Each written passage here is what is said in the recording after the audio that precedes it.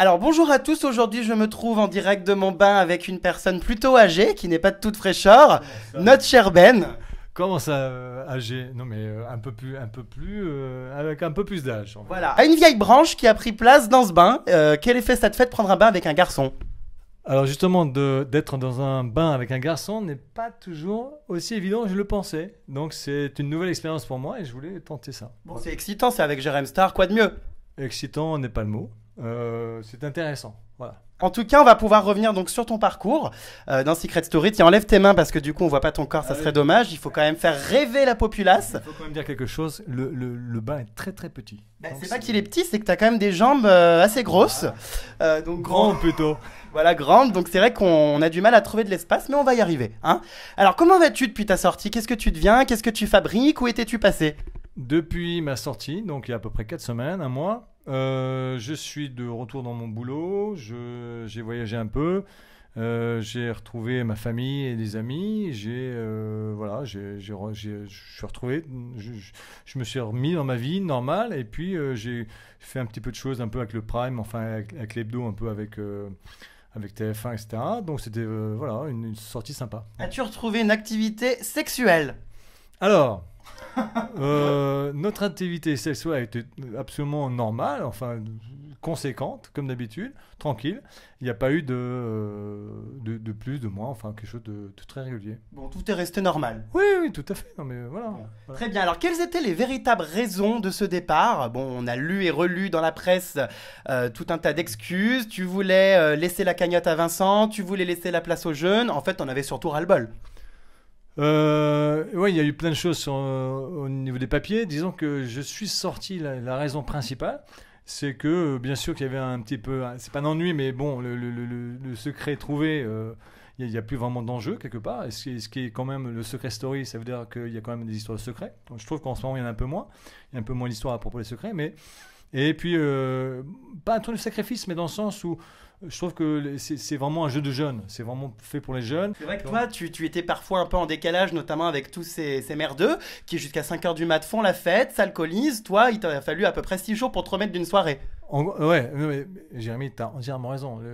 La vérité du truc, c'est que faire la fête une fois de temps en temps, moi, ça me plaît. Mais tous les jours, que ce soit un truc régulier tous les soirs, c'est bon, ça devient un petit peu pas intéressant. Parce que, voilà. Ok. Bon, en gros, tu t'ennuyais au bout d'un moment, t'avais fait le tour et tu avais beaucoup plus de choses à faire à l'extérieur finalement. Ouais, non, mais c'est pour tout le monde pareil. Je pense que les jeunes et comme moi, c'est-à-dire qu'on a une vraie vie. Par contre, à 21 ans, je pense que c'est peut-être moins intéressant. Je veux dire, c'est-à-dire que leur vie est en train de se faire. Moi, ma vie, elle n'est pas faite, mais bon, elle est déjà en route. Ah bah, elle est quasiment achevée. Oui, elle est achevée, oui, quelque part. Oui, il me reste quoi, une petite dizaine, une petite quinzaine? Allez, on va dire une vingtaine. Allez. Soyons loin, soyons larges aujourd'hui. 20.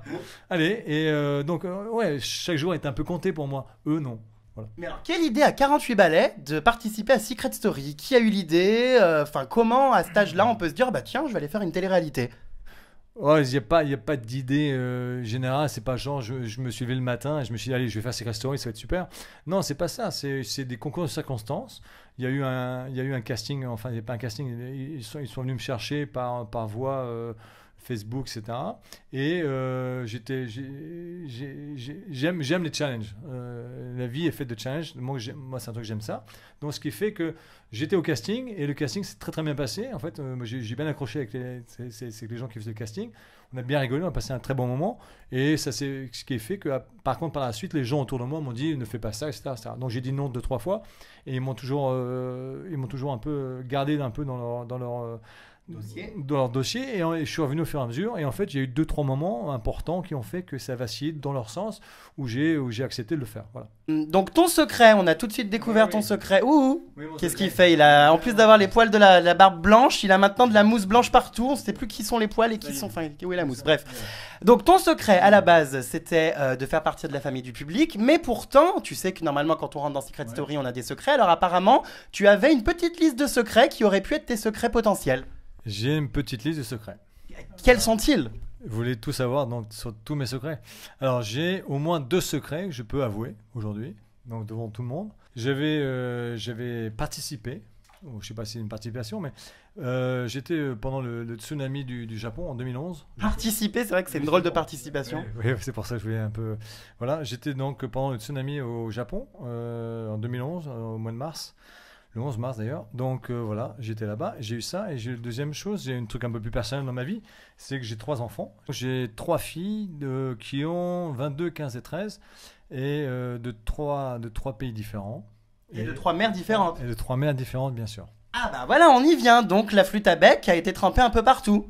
La flûte à bec a donc, a un petit peu joué dans plusieurs pays. Donc 3 enfants dans 3 pays différents, Brésil, Norvège et USA, c'est ça? Exact. Je suis bien renseigné. Tu les vois quand du coup? Tous les ans, normalement, elles viennent ici l'été. Pendant 3 semaines, on se réunit tous les 4 et on voyage un peu ensemble, en France en général. Et cette année, c'est un peu compliqué à cause de la maison, donc j'ai pas pu organiser ça. Puis pas mal de choses sont passées. Parce que ma grande fille vit maintenant elle vit à Miami maintenant, ce qui fait que il y a eu pas mal de choses qui sont passées, qui ont fait que j'ai pas pu réunir cette année mes 3 filles. Mais voilà, on fait ça tous les ans. Bon, bah en tout cas, ce Ben, c'est un chaud lapin. Donc à quand le prochain gosse? Je pense que je vais m'arrêter là. Ah, voilà. tu vas Oui, t'arrêter. voilà. Bon. En tout cas, tu aurais pu en faire avec Sonia, parce que c'est vrai que vous incarniez un couple à l'écran assez original, mais très vite, la tendance a été inversée, tu ne la supportais plus. Alors qu'est-ce qui se passe avec cette petite Sonia, parce qu'elle est quand même pas désagréable? Déjà, être enfermé avec des gens qu'on ne connaît pas, c'est pas très facile. Deuxième chose qui fait peut-être nos personnalités ne s'entendaient pas à un certain point. Je pense que moi, j'ai le seul blâme que j'ai pour elle, c'est qu'en fait, elle surjouait un peu dans le sens où elle essayait toujours de rajouter une couche de plus à la question qu'on lui posait hors de nous 4. Donc, ce qui faisait que elle donnait des informations supplémentaires et on pouvait t'interroger de plus dessus. Donc on essayait de lui dire, écoutez, donc on s'énervait un peu contre elle, Julien aussi, Anaïs aussi. Donc, voilà. Et puis tu avais aussi du mal à jouer les assistants sociaux, les psychologues, puisqu'elle se confiait beaucoup sur sa vie. Ouais. Et au bout d'un moment, tu n'étais pas là clairement pour lui remonter le moral et gérer ses problèmes affectifs, en gros. Ouais, non, mais tu as résumé la situation. Tu n'as pas de cœur. Tu résumes la situation un petit peu durement, Jérémy, mais oui, il y a un petit peu de ça, quelque part. J'avais pas envie d'être un support émotionnel à quelqu'un que je ne connaissais pas vraiment, où on n'est pas amis dans la vie, on se connaissait pas. Mais elle a peut-être flanché là-dessus, j'ai pas su répondre peut-être à sa demande, et ce qui a peut-être créé un peu des accords un peu au fur et à mesure. Mais j'ai rien contre elle, moi c'est une fille que j'aime bien, qui est très sympathique, donc il n'y a pas de problème. Est-ce que tu penses qu'elle cherchait en toi finalement peut-être un peu d'affection, ou qu'elle envisageait de développer une relation affective ou sexuelle, hein, j'en sais rien. Ouais. J'ai aucune idée, c'est une très bonne question. J'ai pas de sensation là-dessus. Je pense qu'elle cherchait peut-être quelque chose, peut-être à avoir un support, parce que je pense qu'on cherchait tous à avoir un support. Même moi, je cherchais à avoir un support à la maison, et j'avais trouvé avec Julien. Donc elle cherchait sûrement quelqu'un sur lequel elle peut s'appuyer. En tout cas, il y a quelque chose qui est très drôle, c'est que ton style de fille, je crois le connaître, et apparemment c'est pas trop Sonia, et tu as eu quand même une réaction assez étonnante quand tu as vu sa garde-robe. Oui, bien sûr qu'il y a eu vachement de drôlerie dans cette situation de garde-robe, parce qu'en fait, je pensais que la garde-robe avait été fournie par la production. Pourquoi ? Donc, la raison de ça, c'est que je pensais qu'elle était un peu plus classique au niveau habillement, etc. Et en fait, à chaque fois, elle me sortait des tenues complètement loufoques, un petit peu extraverties, je voudrais dire. Et stripteaseuse, quoi, en gros.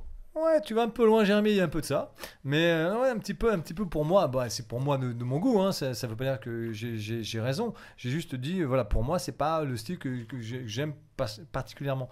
Et très souvent, il y a des petites situations où en fait, je pose des questions, je dis, ah, c'est très sympa cette petite robe que tu mets aujourd'hui. Et elle sentait pas très bien la petite raillerie que j'avais derrière.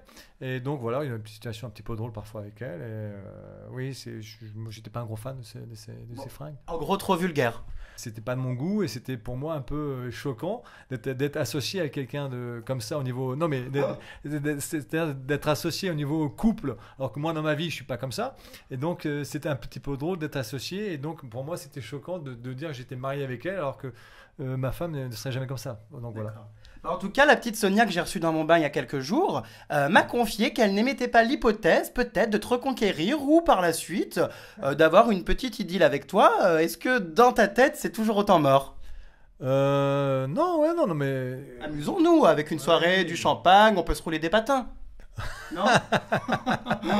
Je pense que les patins vont être difficiles à rouler quand même. Qu'est-ce que tu penses de toute cette génération aujourd'hui qui est persuadée qu'en participant à un programme de télé-réalité, eh bien ces jeunes vont devenir des stars? T'as été confronté un petit peu à tous ces gamins dans Secret Story. Est-ce que t'as ressenti ça, qu'ils étaient vraiment dans une autre réalité et qu'ils étaient persuadés qu'en sortant du programme, ils allaient devenir Madonna? J'ai senti un truc qui était assez intéressant, que moi je ne savais pas en fait en rentrant à la maison, c'est que en fait en voyant tous ces jeunes se changer toutes les 5 minutes, en se coiffant tout le temps, c'est toujours en train de se regarder, surtout je pense beaucoup à Julien. Qui lui se regarde toujours avec ses yeux comme ça dans la glace, etc. Je comprenais pas très bien, et en fait en regardant après l'émission en sortant, c'est là où je me suis rendu compte vraiment de l'impact en fait déjà de l'émission, etc. Et en fait de l'impact de l'image vraiment que ça avait. Je vois qu'il y a une espèce de marché énorme au niveau de justement de ce que tu fais, etc. Ça, qui est un petit peu un support. C'est pour cette jeunesse, pardon. Cette jeunesse qui vient sur le marché pour prendre, je sais pas, un espèce d'état d'esprit qui fait que ce sont des stars, etc. Ce sont des stars dans le sens où, bien sûr, ils passent à la télévision, ce sont des gens qui sont vus par des millions de gens. Il y a quand même un côté où il faut quand même pouvoir le faire, quelque part. Même être toi dans la situation et d'accepter des gens, etc., de parler à des gens, etc. C'est une position dans laquelle tu es et ils sont, et nous sommes tous, dans le sens si on choisit de faire ça. Maintenant, pour pouvoir rester, c'est beaucoup plus compliqué. Et je pense que tous ces jeunes qui sortent de l'émission ne sont pas du tout aguerris et surtout ne savent pas du tout ce qui se passe après. Pour pouvoir rester dans la vie audiovisuelle française ou internationale ou n'importe quoi, il faut un vrai talent. Il faut autre chose qu'une paire de silicone. Voilà, exactement. En gros, c'est ça. Donc, il faut peut-être avoir du silicone là-haut. Alors, il faut peut-être penser peut-être à faire des silicones pour le cerveau. Je pense qu'ils sont prêts et ils sont prêts un peu à faire n'importe quoi pour pouvoir rester dans cette lumière en sortant du jeu, je pense. Et cette petite Florine, on se souvient d'une séquence très drôle où alors on se demande si pour le coup elle avait pas voulu faire ça aussi pour le buzz. Elle t'avait en gros dragué.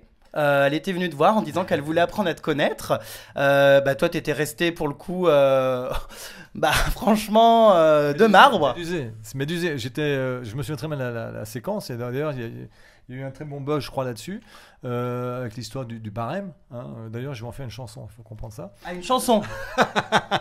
Non, mais je plaisante en disant ça. Mais non, il y a l'histoire du barème qui a été un peu drôle avec Florine. Mais moi, je croyais, en fait, en la voyant dans la salle de bain, et je sais pas si tout le monde se souvient un peu de ça, mais lorsqu'elle est venue vers moi, je croyais que c'était une mission. Et je croyais que c'était une mission de la voir en disant écoute, va draguer la vieille branche. Il y a la vieille branche à draguer, c'est pas la draguer. Et apparemment pas du tout. Et en fait, pas du tout. Je crois que c'était une de ses missions personnelles. Et donc elle a en fait, donc elle m'a étendu l'idée qu'elle avait. Mais j'avais cru comprendre en suivant le jeu après qu'elle a étendu l'idée à beaucoup d'autres mecs derrière. Voilà, en gros, elle voulait se faire secouer. Ouais, voilà, elle voulait secouer quelques branches. Bon, en tout cas, toi, tu n'as pas réagi à ses avances. Globalement, trop de silicone, elle te plaisait pas. T'avais peur que le plastique fonde. Oui, il y avait peut-être un peu trop de... j'ai quand même pas de briquet sur moi, donc il y a peu de chance. Il y avait une situation qui faisait que... Non, c'était pas du tout ma cam non plus, donc voilà, ça m'a pas intéressé non plus d'aller vers cette créature. Créature, c'est le mot, je pense. En tout cas, ce qui est sûr, c'est qu'on pourrait se demander comment quelqu'un comme toi, qui a quand même un vrai métier, qui est dans le mannequinat, etc., a pu participer à cette aventure sans avoir peur, finalement, d'être discrédité dans son boulot. Quels en sont les retours, justement, depuis ?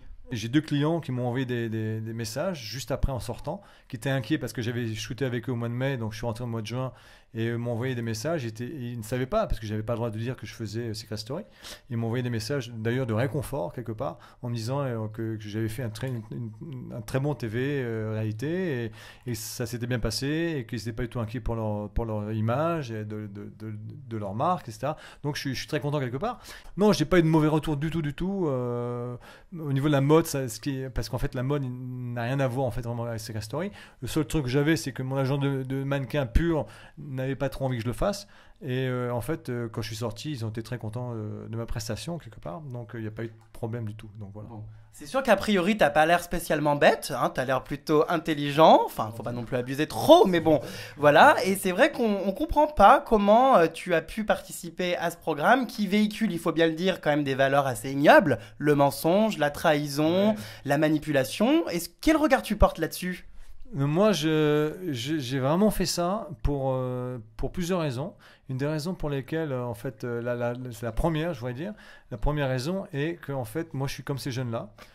J'ai peut-être pas fait beaucoup d'études dans ma vie, j'ai pas fait d'études du tout d'ailleurs presque, et j'ai fait du sport et je me suis construit au fur et à mesure et je voulais en fait à mon âge pouvoir dire en fait à la France et aux gens français, aux pseudo-intellectuels français qui régentent chez nous, de pouvoir dire que en fait à 48 ans on n'est pas mort, on peut faire des choses décalées, on peut faire des choses nouvelles, on peut se challenger un petit peu et on peut s'offrir quelque part, je sais pas, une situation dans laquelle peut-être on n'est peut-être pas habitué à avoir 48 ans et être avec des jeunes et vivre avec des jeunes, et etc., etc. On a cru voir que tu avais eu quand même un véritable coup de cœur pour Julien, qui est un petit peu le fils que tu n'as jamais eu. Explique-nous un petit peu tout ça, pourquoi tu t'es pris d'affection autant pour ce petit gosse. Je me retrouvais beaucoup en lui, dans le sens, il a 21 ans. À 21 ans, j'étais dans le sport aussi, j'étais à fond dans le foot, j'étais à fond dans le tennis, à fond dans...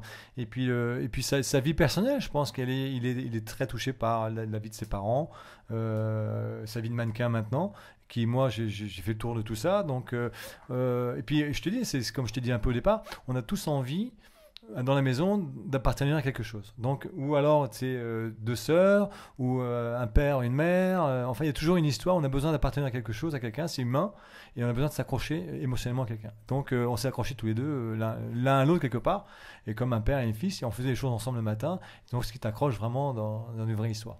Bon, en tout cas, tu comptes d'ailleurs l'aider aussi à sa sortie sur ses projets dans le mannequinat, lui donner des petits coups de pouce, lui ouvrir certaines portes. Bien sûr, je voudrais voir comment il est en fait en sortant, comment il va pouvoir se réadapter un petit peu à tout ça, parce que je pense qu'il a quand même il a quand même lui personnellement des petites idées pour éventuellement faire un peu autre chose derrière et faire. Il pense que ça va peut-être générer autre chose dans le mannequinat. Je vais quand même lui remettre un peu les pieds sur terre parce qu'à un moment donné, ça ne génère pas grand-chose derrière. Je pense que chaque année, c'est la même chose. Il y a une espèce de bond, comme on dit un peu aux États-Unis, qui se crée entre un groupe. C'est-à-dire que ce que nous, on a vécu au début, les 16 personnes, c'est un truc que tu ne pourras jamais enlever. Ok. Et alors, la petite Anaïs, qu'est-ce que tu penses d'elle et surtout du couple Julien-Anaïs? Le couple Julien-Anaïs, je pense que ça ne va pas se faire. Ou si ça se fait, ça va être intéressant parce que ça va être fait sur des vrais sentiments. En fait, depuis le début, moi, je crois pas que Julien ait vraiment envie d'être avec elle. C'est sûr. Hein, c'est clair. Et Anaïs, je pense peut-être l'aimait bien, mais il y a quand même la stratégie prime, je trouve, dans le jeu. Ce qui a fait qu'en fait Julien n'avait pas vraiment envie. Il pensait d'abord au jeu, mais je pense qu'au fur et à mesure, en fait, en cédant et sans faire exprès, à travers la voix et les situations compliquées, je t'aime plus, etc. Il y a un moment, je pense que comme il cède un petit peu, je pense qu'il va peut-être y avoir quelque chose qui va peut-être les rapprocher. Et aussi, il faut quand même comprendre, si tu passes 8 semaines ou 10 semaines dans une maison comme ça, je pense qu'à un moment, tu as envie d'être proche de quelqu'un. J'imagine. Et tu as eu aussi un gros coup de cœur pour Sabrina. D'ailleurs, tu as déclaré que tu aurais aimé qu'elle gagne et qu'elle n'avait pas eu la chance d'avoir donc une enfance, une éducation comme tout le monde. Alors, qu'est-ce que tu voulais dire par là? Parce qu'on n'a pas trop su. Moi, Sabrina, moi, je l'adore. C'est une gamine que j'adore, que je trouve absolument extrêmement touchante. Et ça, c'est un truc que j'ai dit depuis le début. Et voilà.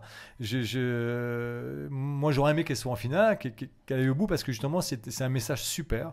C'est un message dans le sens où c'est une gamine qui a peut-être moins de chance que d'autres. C'est-à-dire, elle a grandi dans les Vosges, quoi, c'est tout. Ouais, elle a grandi dans les Vosges.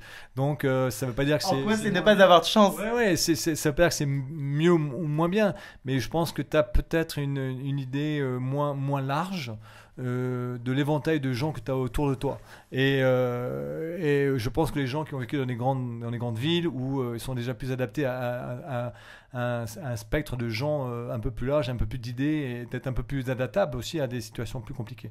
Et donc elle est peut-être un peu plus limitée dans ce sens-là. Des jeux comme ça devraient être plus un ascenseur social, c'est-à-dire que tu peux vraiment faire une différence dans ta vie. Et ce qu'on n'a pas assez. En tout cas, aujourd'hui, qui pour toi aurait l'étoffe d'un gagnant? Qui pourrait gagner à l'heure actuelle? Moi, je pense que Gauthier va gagner. C'est ce que je pense. C'est lui le meilleur joueur.